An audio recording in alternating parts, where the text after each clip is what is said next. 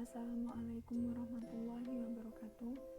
Kami dari kelompok 7 mata kuliah akuntansi manajemen yang beranggotakan Muhammad Fajri Febrianto, NIM 2019-12202, Muhammad Rofianto, NIM 2019-12203, Putri Setiani, NIM 2019-12204, Maria Siti Fatimah, NIM 2019-12205, Atikah Nafisatul Mutiah, NIM 2019-12209, Yuni Nafisah, NIM 2019-12214, Ayu Fajrindra Madani, NIM 2019-12227, dan Raju Awan Samboga, NIM 2020-12180. Di sini kami akan mempresentasikan materi mengenai balance scorecard. Perkembangan akuntansi pertanggungjawaban.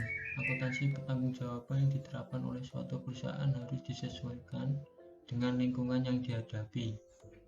Akuntansi pertanggungjawaban berbasis aktivitas, melakukan perubahan mendasar bagaimana tanggung jawab dibebankan, diukur, dan dievaluasi. Proses adalah bagaimana segala sesuatu dilakukan dalam organisasi. Setiap upaya untuk meningkatkan kinerja organisasi selalu melibatkan perbaikan proses. Konsep tersebut sudah mengubah cara pandang dari pengendalian biaya untuk memelihara status quo menjadi pengurangan biaya dengan pembelajaran dan perbaikan berkelanjutan. Akuntansi pertanggungjawaban berubah dari sistem satu dimensi menjadi sistem dua dimensi, dan dari sistem pengendalian biaya menjadi sistem manajemen kerja.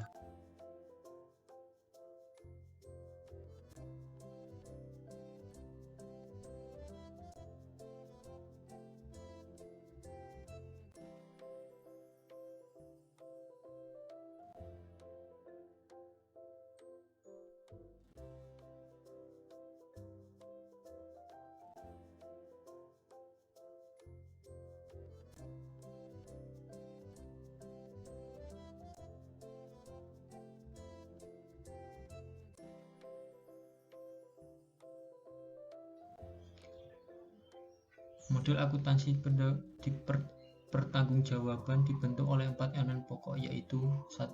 Pembagian pertanggungjawaban, 2. Penetapan ukuran kinerja atau tolak ukur, 3. Pengevaluasian kinerja, 4. Pemberian imbalan.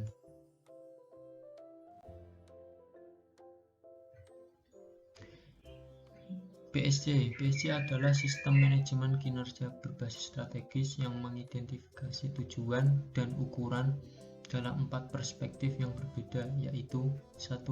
Perspektif keuangan, 2.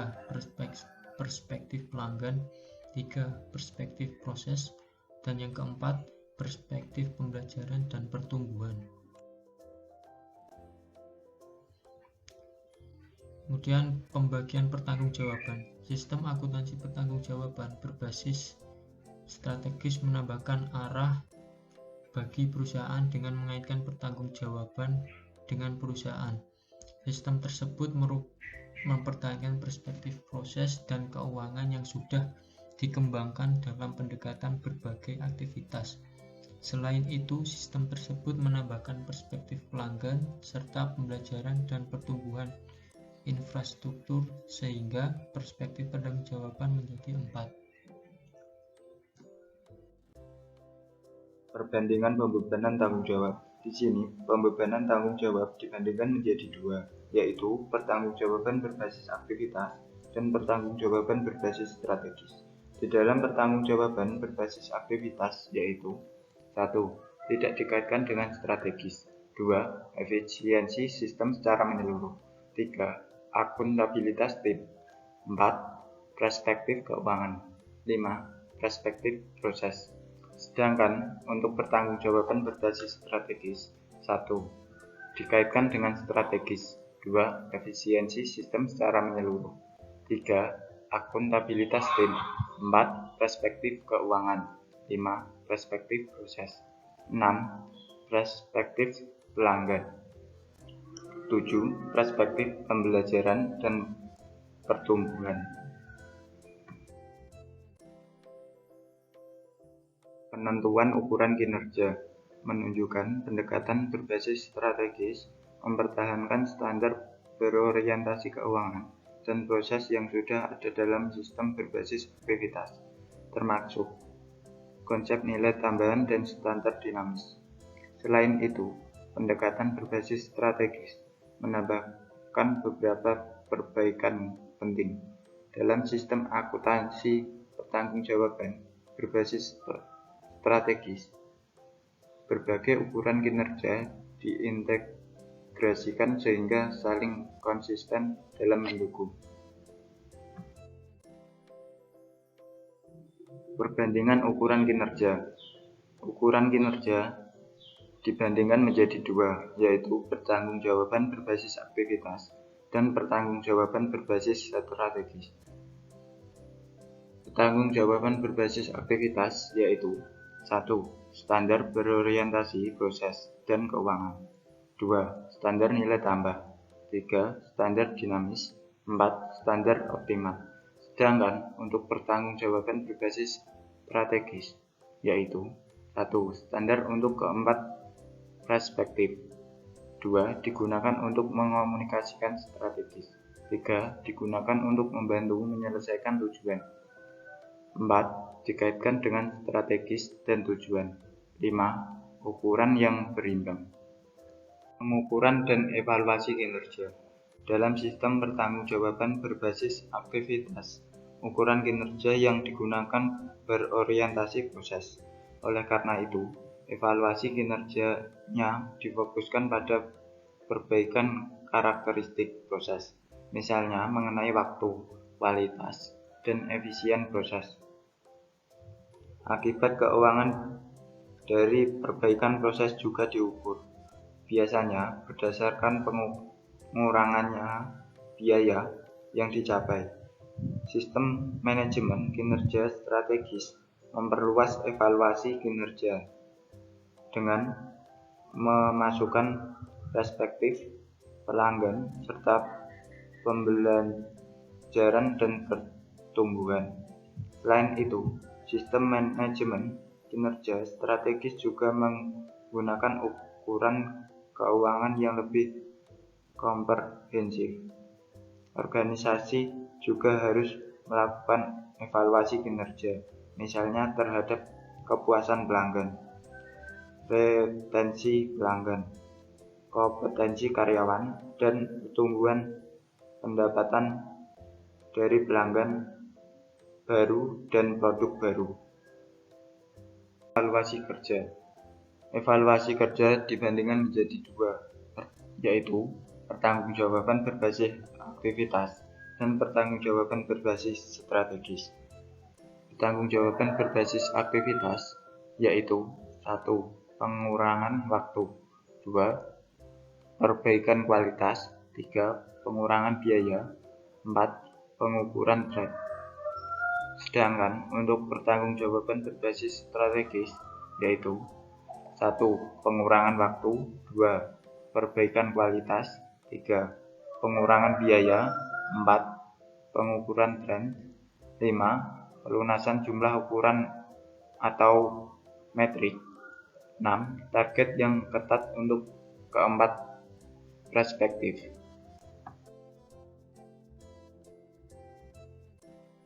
Perbandingan pemberian imbalan.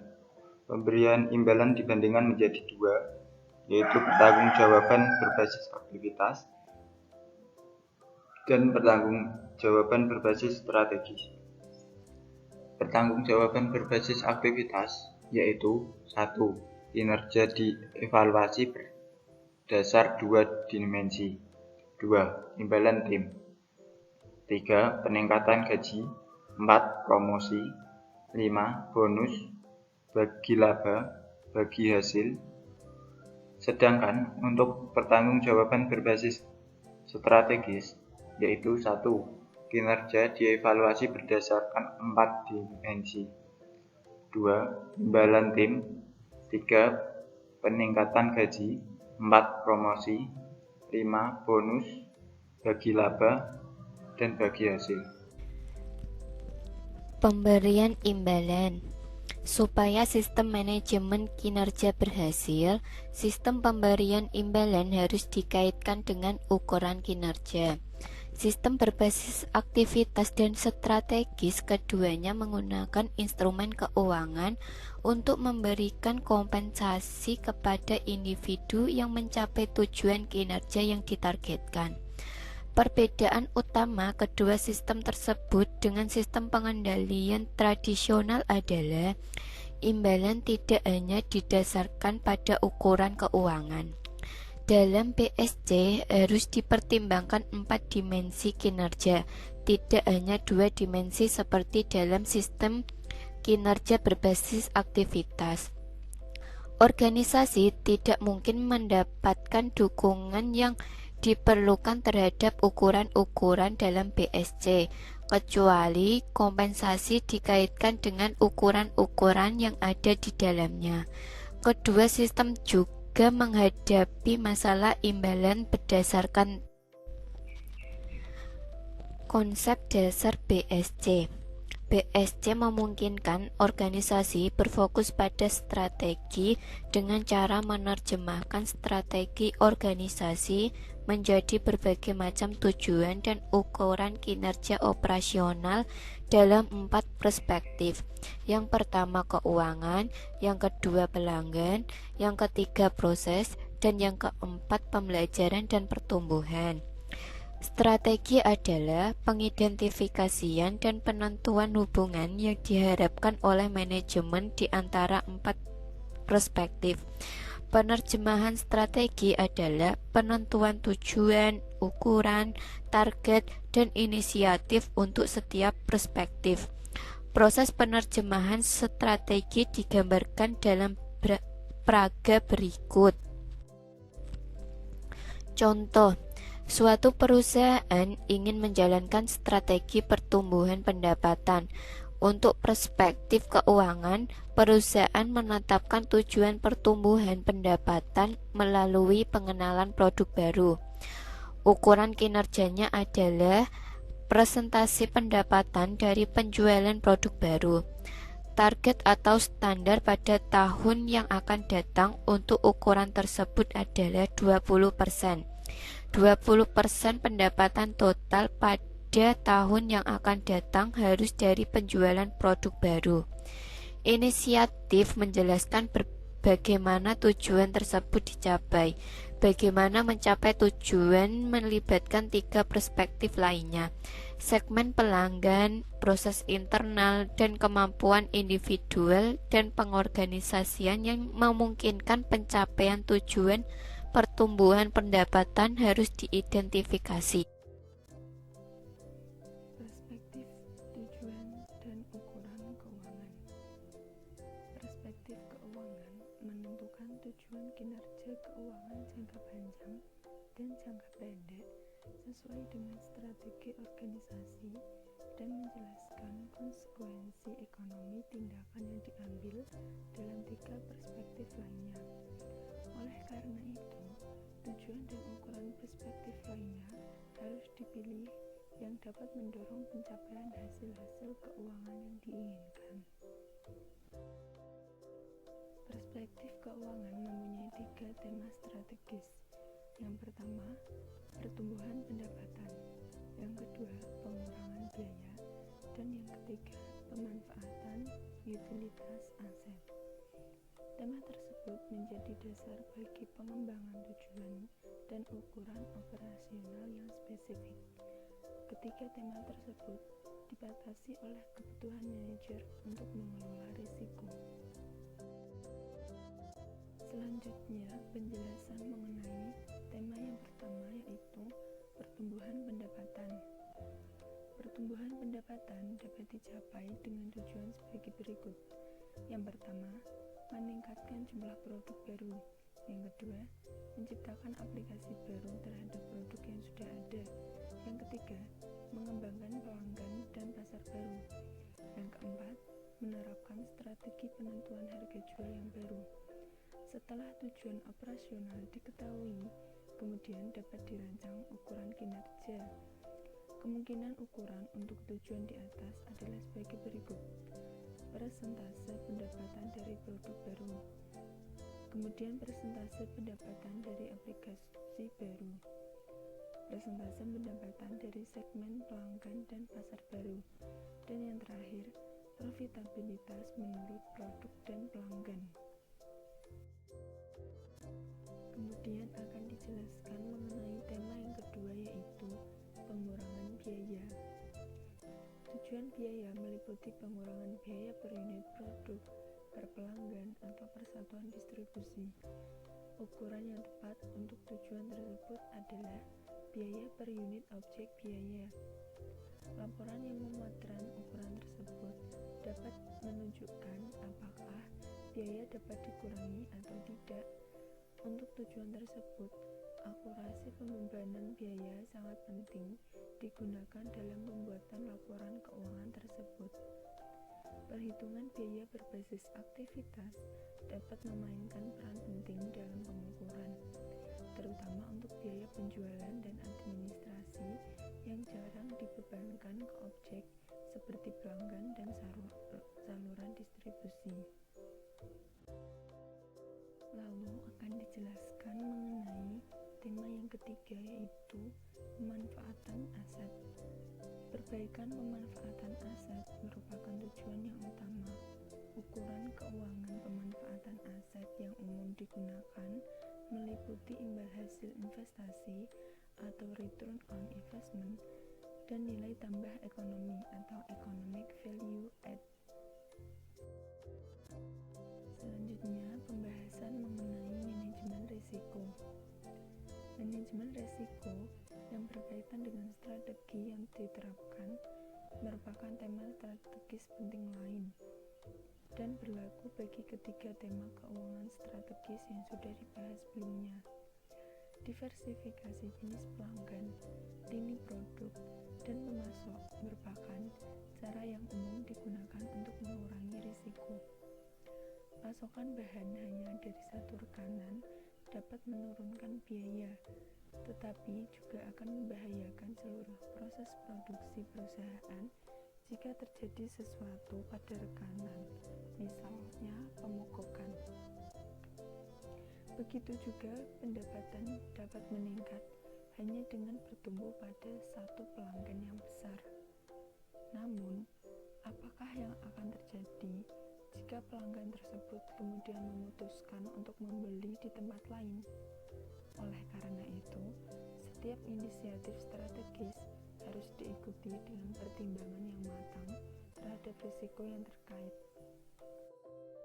Selain ukuran keuangan, di sini juga akan dibahas mengenai perspektif, tujuan, dan ukuran pelanggan.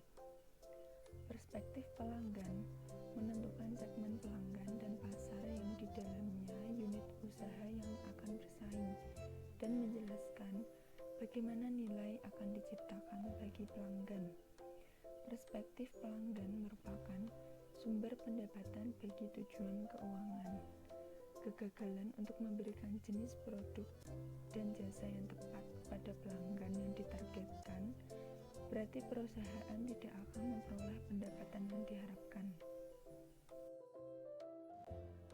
Tujuan dan ukuran pokok. Setelah segmen pelanggan dan pasar ditentukan, kemudian dikembangkan tujuan dan ukuran yang pokok.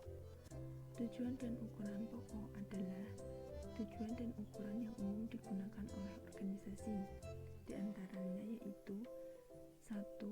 Meningkatkan pangsa pasar. 2. Meningkatkan retensi pelanggan. 3. Meningkatkan perolehan pelanggan. 4. Meningkatkan kepuasan pelanggan. Dan 5. Meningkatkan profitabilitas pelanggan.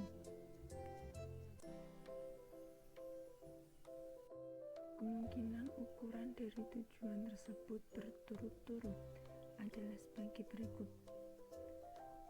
1. Pangsa pasar atau presentase pasar. 2. Presentase pertumbuhan usaha dari pelanggan yang sudah ada. 3. Presentase pelanggan yang berulang. 4. Jumlah pelanggan baru. 5. Peringkat hasil survei kepuasan pelanggan. 6. Profitabilitas pelanggan dan segmen. Lanjut. Perhitungan biaya berbasis aktivitas merupakan alat yang penting untuk menilai profitabilitas pelanggan. Di antara ukuran-ukuran pokok, tampak bahwa profitabilitas pelanggan merupakan satu-satunya ukuran keuangan. Namun demikian, ukuran tersebut penting karena menunjukkan peran penentuan jenis pelanggan yang tepat.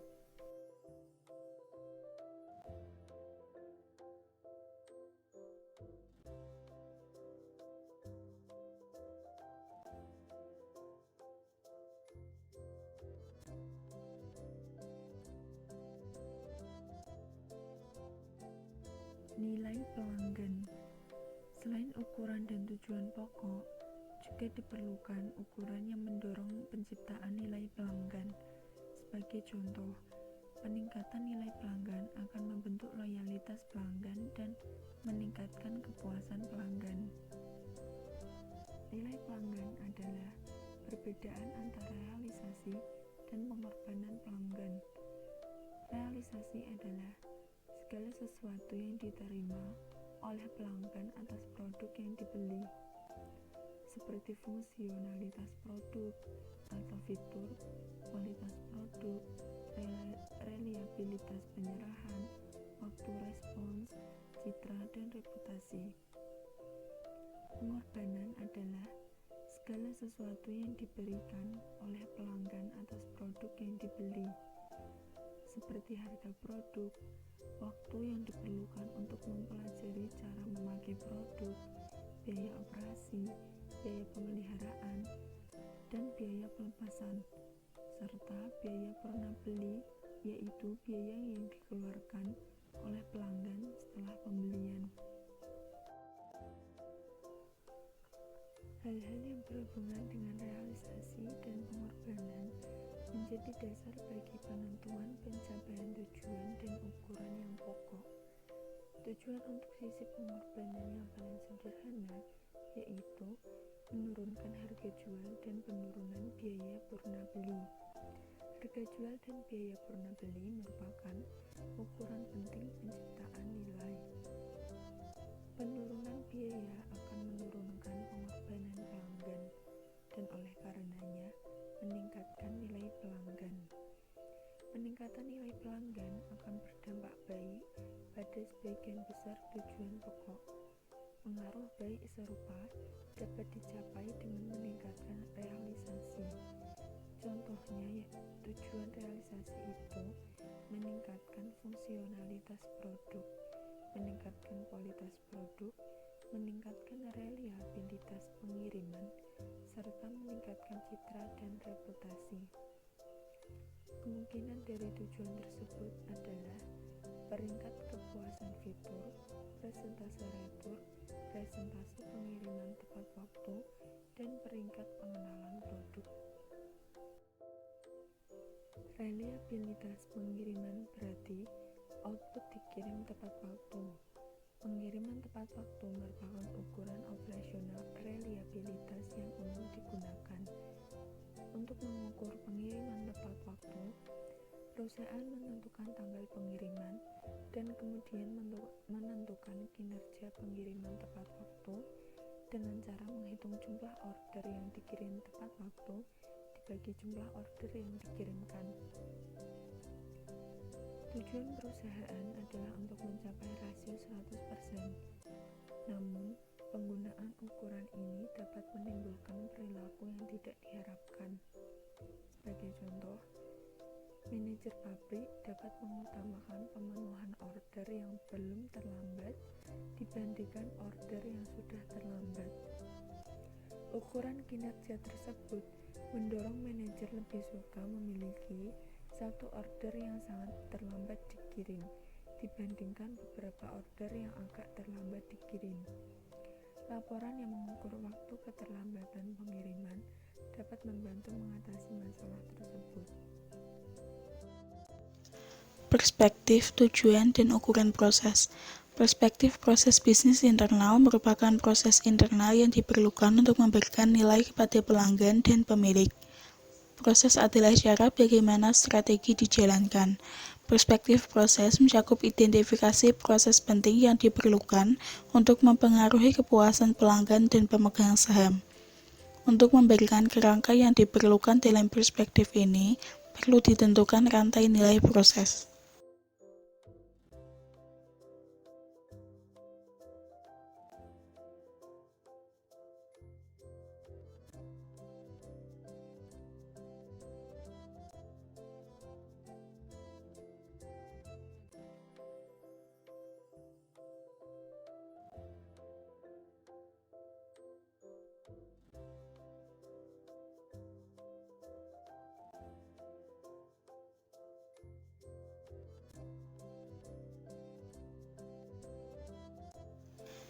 Rantai nilai proses terdiri dari 3 proses. Yang pertama, proses inovasi, yang kedua, proses operasi, dan yang ketiga, proses layanan purna jual.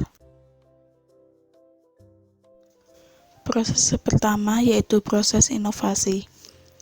Tujuan proses inovasi adalah meningkatkan jumlah produk baru, meningkatkan persentase pendapatan dari produk baru, mengurangi waktu untuk mengembangkan produk baru. Ukurannya adalah produk baru yang sesungguhnya dikembangkan dibanding yang direncanakan. Persentase pendapatan dari produk baru, persentase pendapatan dari produk proprietari, perkembangan waktu siklus atau waktu ke pasar. Kedua yaitu proses operasi. Terdapat 3 tujuan proses operasi, yaitu meningkatkan kualitas proses, meningkatkan efisiensi proses, dan menurunkan waktu proses. Proses pengukuran dan pelaporan biaya proses difasilitasi oleh perhitungan biaya berbasis aktivitas dan analisis nilai proses. Ukuran umum waktu proses adalah waktu siklus, velositas, dan keefektifan siklus produksi atau MCE, yaitu Manufacturing Cycle Efficiency. Waktu yang dibutuhkan oleh perusahaan untuk memenuhi order pelanggan disebut daya tanggap atau responsiveness. Waktu siklus dan velositas merupakan 2 ukuran untuk daya tanggap. Waktu siklus produksi atau cycle time manufacturing adalah lama waktu yang diperlukan untuk memproduksi 1 unit output dari sejak saat bahan diterima atau titik awal siklus sampai dengan barang diserahkan ke persediaan barang jadi atau titik akhir siklus. Waktu siklus atau cycle time adalah waktu yang diperlukan untuk menghasilkan sebuah produk, waktu per unit produksi. Velositas atau velocity adalah jumlah unit output yang dapat diproduksi selama kurun waktu tertentu. Insentif dapat digunakan untuk mendorong manajer operasional perusahaan menurunkan waktu siklus produksi atau meningkatkan velositas, sehingga memperbaiki kinerja pengiriman. Cara untuk mencapai tujuan tersebut adalah dengan mengaitkan biaya produk dengan waktu siklus dan memberi imbalan kepada manajer operasional atas keberhasilannya mengurangi biaya. Sebagai contoh, dalam perusahaan yang menerapkan GIT, biaya konversi sel pemanufakturan dapat dibebankan kepada produk berdasarkan waktu yang diperlukan oleh produk untuk bergerak di dalam sel. Dalam menggunakan waktu produktif teoritis yang tersedia dalam satu periode atau dalam menit, biaya standar per menit dapat dihitung sebagai berikut. Biaya per menit standar sama dengan biaya konversi sel ditambah dengan menit yang tersedia. Semakin banyak waktu yang diperlukan oleh produk untuk bergerak di dalam sel, maka semakin besar biaya per unit. Oleh karena ada insentif untuk mengurangi biaya produk, maka pendekatan perhitungan biaya produk ini dapat mendorong manajer operasional dan bekerja untuk menemukan cara menurunkan waktu siklus dan meningkatkan velositas. Berikut ini diberikan contoh untuk mengilustrasikan konsep-konsep tersebut. Misalkan suatu perusahaan mempunyai data untuk sel produksinya sebagai berikut. Velositas teoritis sebesar 40 unit per jam, menit produksi yang tersedia per tahun sebesar 1.200.000, biaya konversi setahun Rp4.800.000, velositas sesungguhnya 30 unit per jam. Berikut adalah perhitungan biaya konversi. Dapat dilihat bahwa biaya konversi per unit dapat dikurangi dari 8 menjadi 6 dengan mengurangi waktu siklus dari 2 menit menjadi 1,5 menit per unit, atau meningkatkan velositas dari 30 unit menjadi 40 unit per jam. Pada waktu yang sama, tujuan untuk memperbaiki kinerja pengiriman dapat dicapai. Ukuran waktu operasional lainnya dapat dihitung sebagai berikut. MCS sama dengan waktu pengolahan dibagi dengan waktu pengolahan ditambah waktu pemindahan ditambah waktu inspeksi ditambah waktu tunggu ditambah waktu penjadwalan ditambah waktu penyimpanan. Waktu pengolahan adalah waktu yang diperlukan untuk mengubah bahan menjadi barang jadi.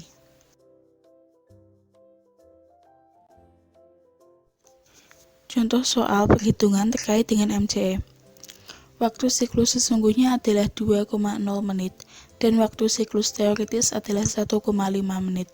Jadi waktu terbuang atau pemborosan adalah 0,50 menit. Didapat dari 2,0 dikurangi 1,5 menit dan dihitung sebagai berikut.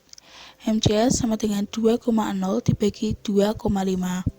2,5 diperoleh dari 2,0 ditambah dengan 0,50 yaitu waktu pemborosannya dan menghasilkan 0,80. Hasil pengukuran MCE tersebut menunjukkan perusahaan cukup efisien. Banyak perusahaan manufaktur mempunyai MCE kurang dari 0,05. Proses yang ketiga yaitu proses layanan purna jual, yang bertujuan sebagai peningkatan kualitas, peningkatan efisiensi, dan penurunan waktu proses.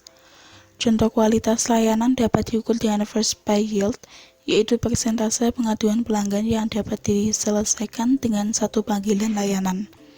Efisiensi dapat diukur berdasarkan tren biaya dan ukuran produktivitas. Waktu proses dapat diukur dengan waktu siklus, dengan titik awal siklus ditentukan saat menerima aduan pelanggan, dan titik akhir jika masalah pelanggan yang sudah dapat diatasi.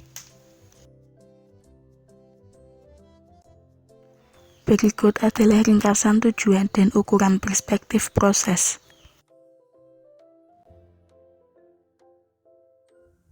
Perspektif, tujuan, dan ukuran pembelajaran dan pertumbuhan. Perspektif pembelajaran dan pertumbuhan atau infrastruktur menentukan kemampuan yang dibutuhkan perusahaan untuk menciptakan pertumbuhan dan perbaikan jangka panjang. Perspektif yang terakhir ini mencakup 3 faktor pemampu atau enabling yang utama, yaitu kemampuan karyawan, kemampuan sistem informasi, dan sikap karyawan, atau motivasi, pemberdayaan, dan keselarasan. Faktor-faktor tersebut memungkinkan proses dilaksanakan secara efisien. Perspektif pembelajaran dan pertumbuhan merupakan sumber kemampuan yang memungkinkan pencapaian tujuan 3 perspektif lainnya. Perspektif ini mempunyai 3 tujuan utama, yaitu yang pertama, kemampuan karyawan.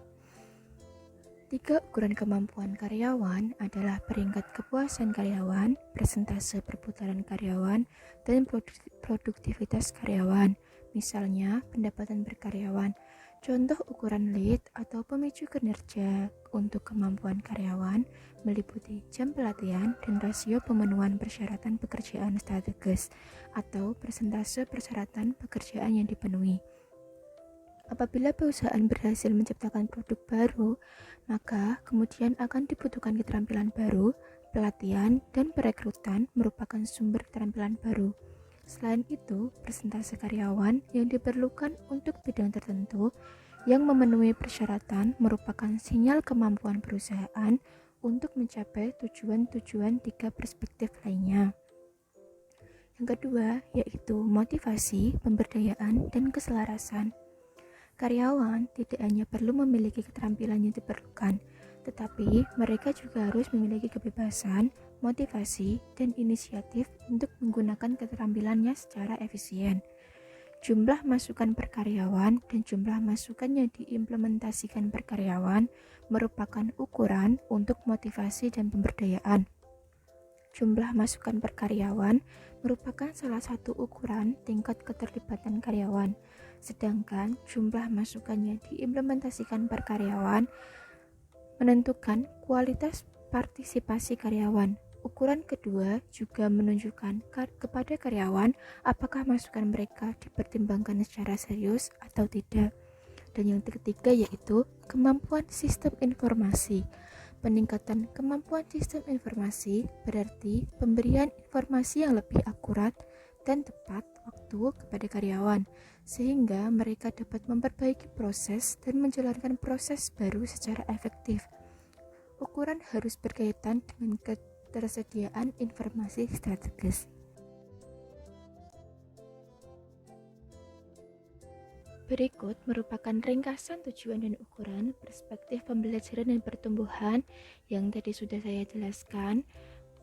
Meliputi tujuan, yang pertama yaitu peningkatan kemampuan karyawan dengan ukuran peringkat kepuasan karyawan, persentase perputaran karyawan, produktivitas karyawan atau pendapatan per karyawan, rasio pemenuhan pekerjaan strategis atau persentase kebutuhan tenaga kerja penting yang dipenuhi. Yang kedua yaitu peningkatan motivasi dan keselarasan dengan ukuran masukan per karyawan, masukan yang diimplementasikan per karyawan. Dan yang ketiga yaitu peningkatan kemampuan sistem informasi dengan ukuran persentase proses dan kemampuan umpan balik seketika atau real time, persentase karyawan yang menghadapi pelanggan dengan akses online terhadap informasi pelanggan dan produk. Pengaitan ukuran dengan strategi. Pengaitan ukuran dengan strategi. PSJ merupakan kumpulan ukuran kinerja penting yang memiliki karakteristik khusus. Pertama, ukuran kinerja diturunkan dari visi, strategi, dan tujuan perusahaan. Untuk dikaitkannya dengan ukuran strategi, maka ukuran tersebut harus diturunkan dari strategi. Yang kedua, ukuran kinerja harus dipilih sedemikian rupa sehingga ukuran tersebut berimbang antara ukuran luck dan lab. Ketiga, semua ukuran harus dalam hubungan sebab akibat. Konsep strategi yang teruji. Persyaratan terakhir atau pengaitan melalui penggunaan hubungan sebab akibat merupakan persyaratan yang paling penting. Hubungan sebab akibat digunakan untuk mengintegrasikan ukuran lag dan luck dan berperan sebagai mekanisme perusahaan untuk menyatakan dan mengungkapkan strategi. Ukuran hasil merupakan hal yang penting karena mengungkapkan apakah strategi telah diterapkan secara berhasil dengan akibat ekonomi yang diharapkan. Keterujian strategi dicapai dengan mengajukan satu set hipotesis alasan yang dinyatakan dalam pernyataan urutan jika maka. Sebagai contoh, perhatikan strategi pertumbuhan nilai yang dinyatakan dalam urutan jika maka berikut ini. Jika keterampilan karyawan ditingkatkan dan jika proses produksi dirancang ulang, maka waktu siklus produksi akan turun. Jika waktu siklus turun, maka keandalan pengiriman akan meningkat dan biaya proses akan turun. Jika keandalan pengiriman meningkat, maka retensi pelanggan akan meningkat. Jika retensi pelanggan meningkat, maka pangsa pasar akan meningkat. Jika pangsa pasar meningkat, maka penjualan akan meningkat. Jika penjualan meningkat dan biaya turun, maka laba akan meningkat. Jika laba meningkat, maka nilai pemegang saham akan meningkat. Umpan balik strategi. Perhatikan gambar contoh strategi yang dapat diuji dalam peraga 15.11.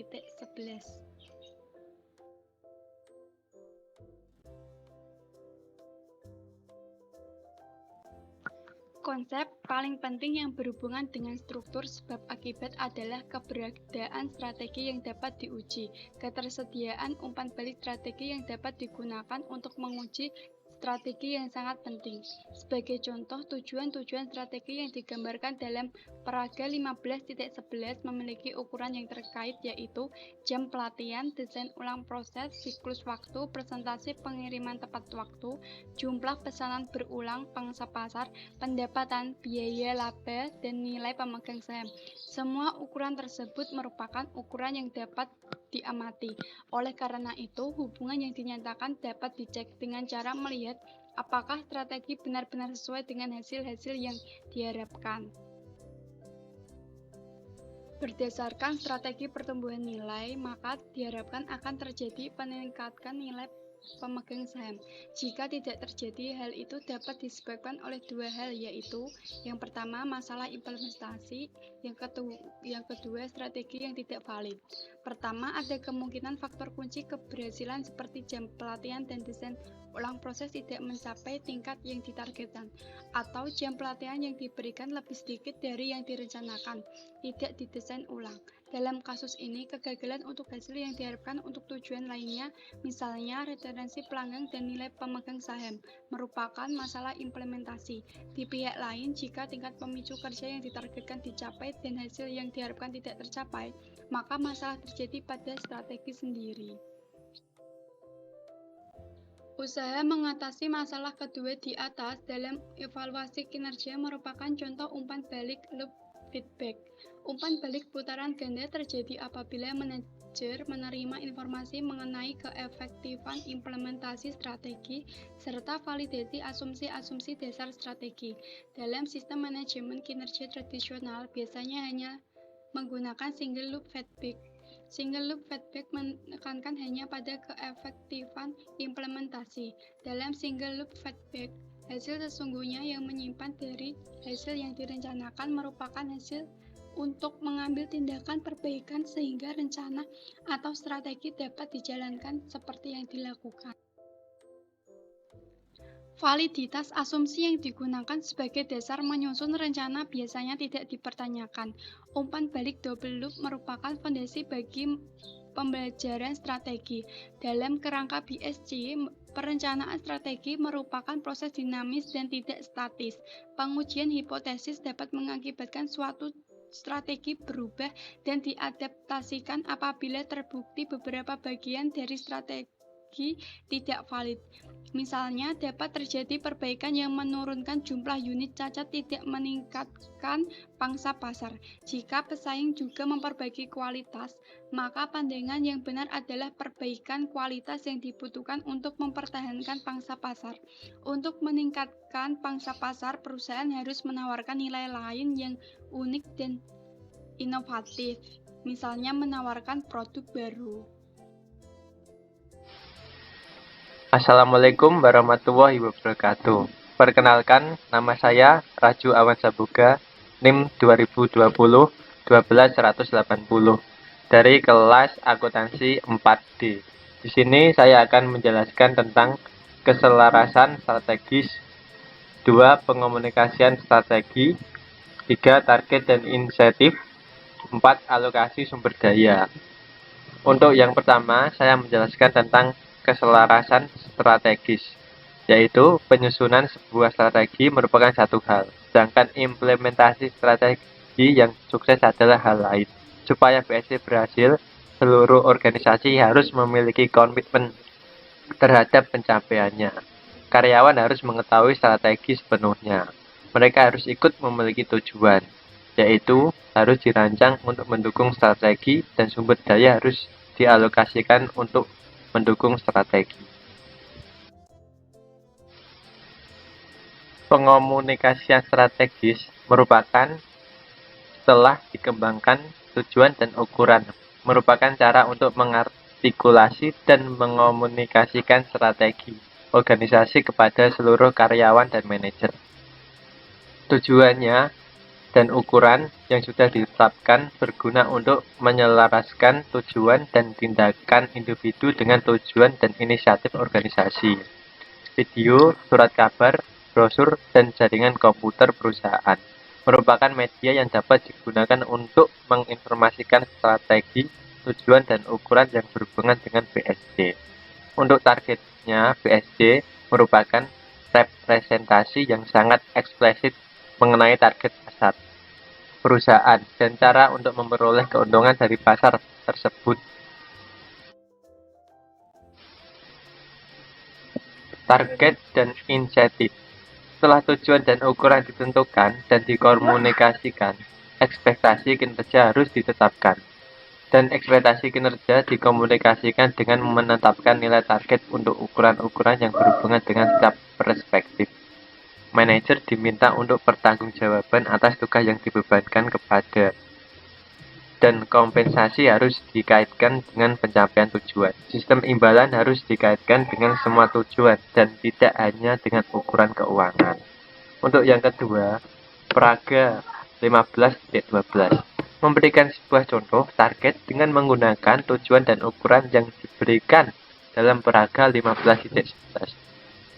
Dalam artian penting relatif yang diberikan kepada manajemen terhadap setiap perspektif dan tujuan ditunjukkan dengan bobot yang dinyatakan dalam persentase. Target ditetapkan untuk jangka panjang, jangka pendek misalnya dengan jangka 3-5 tahun dan jangka 1 tahun. Sebagai contoh, apakah benar-benar mungkin untuk meningkatkan harga saham sebesar 50% selama 3 tahun? Seberapa besar peningkatan yang akan ditargetkan pada tahun yang akan datang? Meningkatkan itu tergantung pada peningkatan terhadap sebesar 30% dan penurunan biaya sebesar 20%.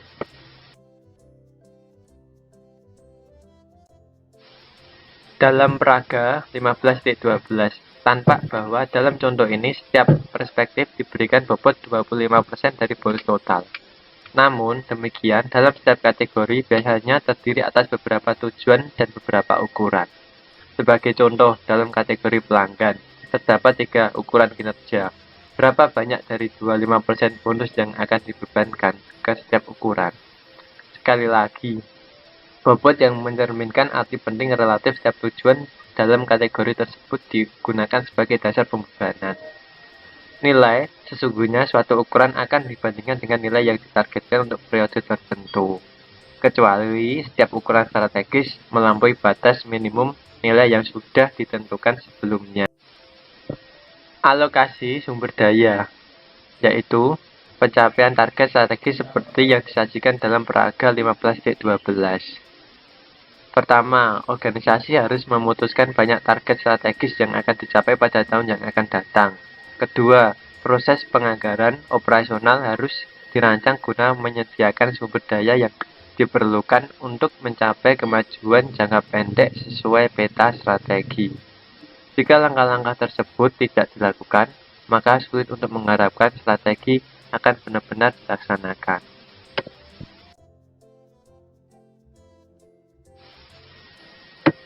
Peraga 15.12 kita contohkan target dan skema pembobotan. Dari segi keuangan, itu 25%. Satu dari tujuannya meningkatkan nilai pemegang saham dan ukurannya harga saham, targetnya peningkatannya adalah 50%. Untuk pelanggan itu meniatkan pangsa pasar, ukurannya itu pangsa pasar, targetnya itu 25%. Untuk proses internal itu 25%. Memperbaiki waktu siklus 60%, waktu siklus dan targetnya 2 hari. Untuk pembelajaran dan pertumbuhan itu 25%. Tujuannya memperbaiki keterampilan karyawan 100%, ukurannya itu jam pelatihan, targetnya itu 30 jam per karyawan.